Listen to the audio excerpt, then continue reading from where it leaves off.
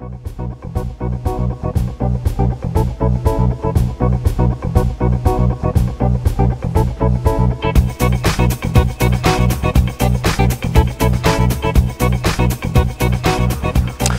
we're here in the Austrian cornfields with Mark Pavidis. Mark, your tyres are doing great.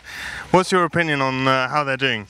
I'm really happy with the progress we made. We're out here in the cornfield. We have a secret setup that we use out here. So I come out here to prepare the tires, So all the secret stuff goes on in there, you say? Yeah, it's all back here. It's all really top secret stuff. It's nice and hidden from the competition, so.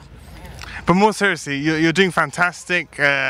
Bloomfield's on top, Miguel is up there, practically all your drivers. Yeah, I mean, all the guys look really good. The track really changed a lot since I think it was the other morning. We got a little bit of rain. The track really settled in. And Jerome Agwan was the first to kind of go out and try something completely different that everyone tested during the warm-up and use the Enduro softs.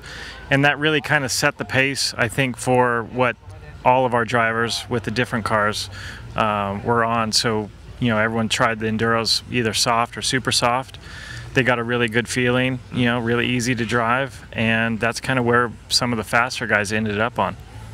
This is, I think, your third consecutive Euros you've attended as a sort of spectator and helping, obviously, for AK. How do you rate the event? How do you rate the facility compared to the others, and just the European atmosphere compared to US races? I think this track the rain really helped this track. I think without that rain that we had at the beginning of the meeting, it would have been a little bit different, a little dustier. Track probably broke up a little bit, and we would have saw some, track conditions that weren't very favorable to that. For the drivers, but the event's great. This is my third or fourth time to Austria. I love coming here. That people are great. Very scenic here, and I think with all the companies here in attendance, it's turned out to be a great event.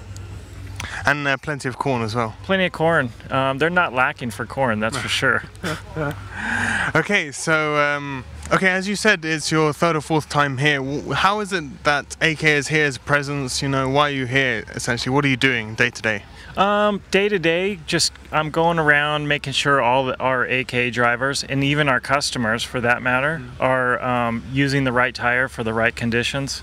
And Europe is a very important market for us, and it has been since the beginning of AK, and we feel that it's been key to be over here at the events and show a presence. And I think our drivers see that we're here, and I know myself as a driver, that builds confidence. And to come into the biggest race of the year and have that confidence for each of the drivers is really important. I think we mentioned earlier that I think we have 7 out of 10 drivers in the top 10 are running AKA. Is there anything particularly with the track that suits the AK tires or gives you a slight advantage, or is it just because you're here?